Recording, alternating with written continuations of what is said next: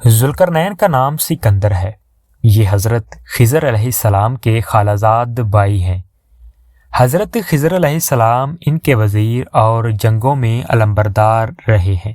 یہ حضرت سام بن نوح علیہ السلام کی اولاد میں سے ہے اور یہ ایک بڑھیا کے اکلوتے فرزند ہیں۔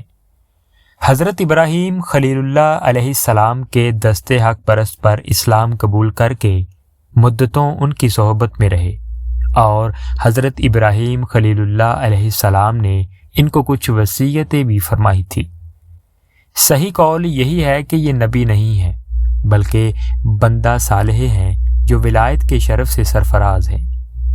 حضور صلی اللہ علیہ وآلہ وسلم نے فرمایا کہ یہ ذوالقرنین یعنی 2 سینگوں والے کے لقب سے اس لیے مشہور ہو گئے کہ انہوں نے دنیا کے 2 سینگوں یعنی دونوں کناروں کا چکر لگایا تھا، اور بعض کا قول ہے کہ ان کے دور میں لوگوں کے 2 قرن ختم ہو گئے، 100 برس کا 1 قرن ہوتا ہے، اور بعض کہتے ہیں کہ ان کے 2 گیسو تھے اس لیے ذوالقرنین کہلاتے ہیں، اور یہ بھی ایک قول ہے کہ ان کے تاج پر 2 سینگ بنے ہوئے تھے، اور بعض اس کے قائل ہیں کہ خود ان کے سروں پر دونوں طرف ابھار تھا جو سینگ جیسا نظر آتا تھا، اور بعضوں نے یہ وجہ بتائی ہے کہ چونکہ ان کے باپ اور ماں نجیب الطرفین اور شریف زادہ تھے اس لیے لوگ ان کو ذوالقرنین کہنے لگے۔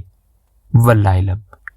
اللہ تعالیٰ نے ان کو تمام روئے زمین کی بادشاہی عطا فرمائی تھی۔ دنیا میں کل 4 بادشاہ ایسے ہوئے ہیں جن کو پوری زمین کی پوری بادشاہی ملی۔ ان میں 2 مومن تھے اور 2 کافر۔ مومن تو حضرت سلیمان علیہ السلام اور ذوالقرنین ہیں، اور کافر ایک بخت نصر اور دوسرا نمرود ہے، اور تمام روئے زمین کے 1/5 بادشاہ اس امت میں ہونے والے ہیں جن کا اسم گرامی حضرت امام مہدی ہے۔ معزز سامعین، قرآن مجید میں حضرت ذوالقرنین کے 3 سفروں کا حال بیان ہوا ہے جو سورہ کہف میں ہے۔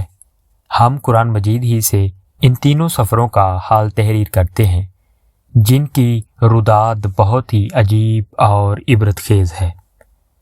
پہلا سفر یہ ہے، حضرت ذوالقرنین نے پرانی کتابوں میں پڑھا تھا کہ سام بن نوح علیہ السلام کی اولاد میں سے ایک شخص آب حیات کے چشمہ میں پانی پی لے گا تو اس کو موت نہ آئے گی، اس لیے حضرت ذوالقرنین نے مغرب کا سفر کیا۔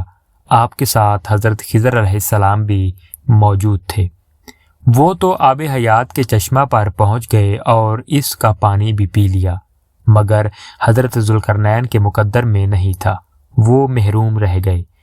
اس سفر میں آپ جانب مغرب روانہ ہوئے تو جہاں تک عبادی کا نام و نشان ہے اور سب منزلیں طے کر کے آپ ایک ایسے مقام پر پہنچے کہ انہیں سورج غروب کے وقت ایسا نظر آیا کہ وہ ایک سیاہ چشمہ میں ڈوب رہا ہے، جیسا کہ سمندری سفر کرنے والوں کو آفتاب سمندر کے کالے پانی میں ڈوبتا نظر آتا ہے۔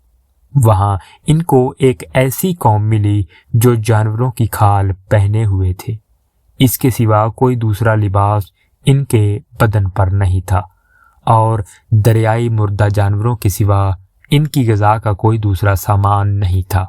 یہ قوم ناسک کہلاتی تھی۔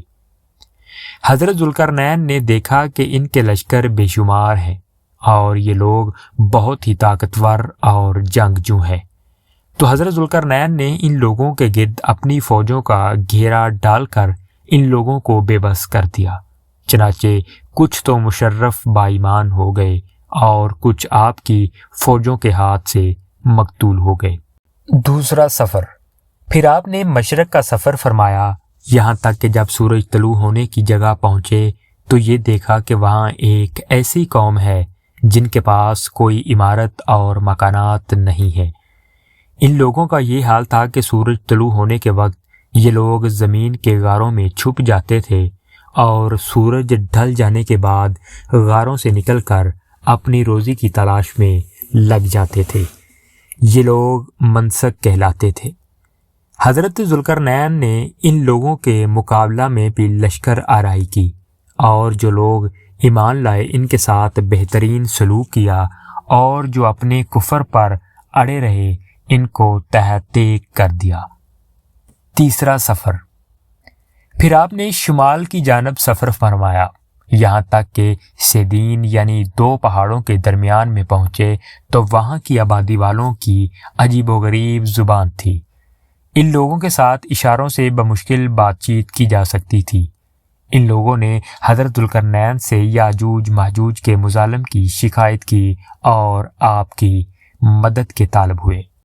یاجوج ماجوج یہ یافس بن نوح علیہ السلام کی اولاد میں سے ایک فسادی گروہ ہے، اور ان لوگوں کی تعداد بہت ہی زیادہ ہے۔ یہ لوگ بلا کے جنگجو اور خونخوار اور بالکل ہی وحشی اور جنگلی ہیں، جو بالکل جانوروں کی طرح رہتے ہیں۔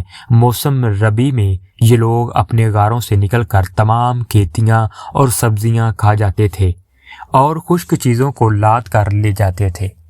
آدمیوں اور جنگلیوں جانوروں یہاں تک کہ سانپ، بچھو، گرگٹ اور ہر چھوٹے بڑے جانوروں کو کھا جاتے تھے۔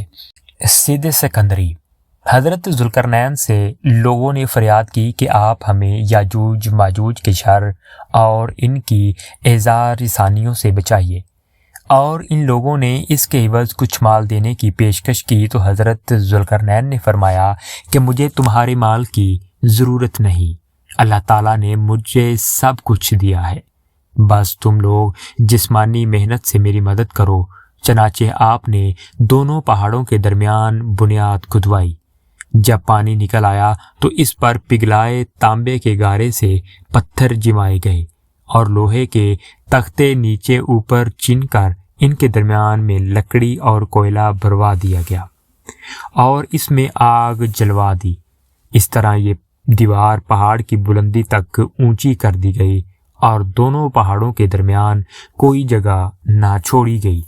پھر پگھلایا ہوا تانبا دیوار میں پلا دیا گیا، جو سب مل کر بہت ہی مضبوط اور نہایت مستحکم دیوار بن گئی۔ قرآن مجید کی سورہ کہف میں سے پہلے سفر کا ذکر ہے، پھر تک دوسرے سفر کا تذکرہ ہے اور تک تیسرے سفر کی روداد ہے۔ سد سکندری کب ٹوٹے گی؟ معزز سامعین، حدیث شریف میں ہے کہ یاجوج ماجوج روزانہ اس دیوار کو توڑتے ہیں، اور دن بھر جب محنت کرتے کرتے اس کو توڑنے کے قریب ہو جاتے ہیں تو ان میں سے کوئی کہتا کہ اب چلو باقی کو کل توڑ ڈالیں گے۔ دوسرے دن جب اس دیوار کے ٹوٹنے کا وقت آئے گا تو ان میں سے کہنے والا کہے گا اب چلو انشاءاللہ تعالی کل اس دیوار کو توڑ لیں گے۔